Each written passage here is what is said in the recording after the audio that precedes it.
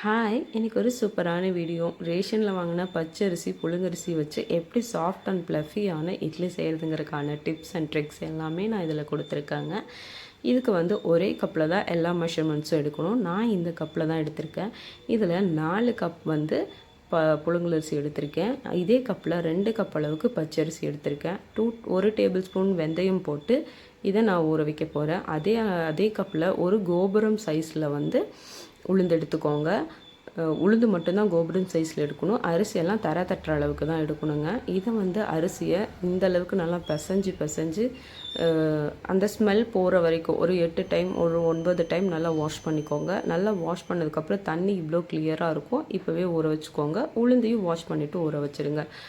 Over night ஊறினதுக்கப்புறம் அடுத்த நாள் காலையில் ஃபர்ஸ்ட்டு உளுந்தை நல்லா அரைச்சிக்கோங்க. உளுந்து நல்லா எந்த அளவுக்கு அரையணும்னா, இப்படி எடுத்தோம்னா நல்லா அழுத்தும் போது நல்லா ப்ளஃபியாக பஞ்சு மாதிரி இருக்கணும். இப்படி இருந்துச்சுன்னா தான் நமக்கு இட்லி நல்லா சாஃப்டாக ப்ளஃபியாக வருங்க. ஸோ இப்படி வரும்போது உளுந்து எடுத்துருங்க. அதே இதில் நான் அரிசி ஊற வச்சுருக்கேன். அதையும் போட்டு நல்லா அரைச்சிக்கிறேன்.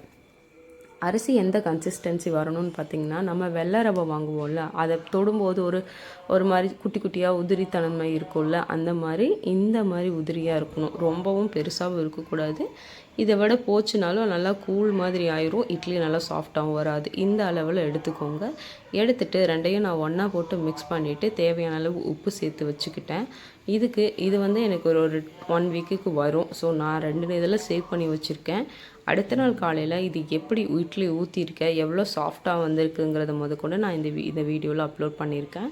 கண்டிப்பாக பாருங்கள்.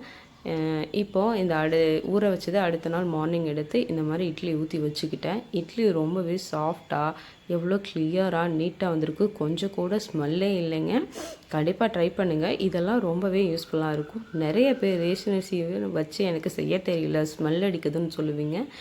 இந்த மாதிரி பண்ணிங்கன்னா கொஞ்சம் கூட ஸ்மெல்லும் இல்லாமல் கொஞ்சம் கூட துணிலையும் ஒட்டாமல் ரொம்ப சாஃப்டாக இந்த மாதிரி அரிசியாக சூப்பராக இருக்குங்க.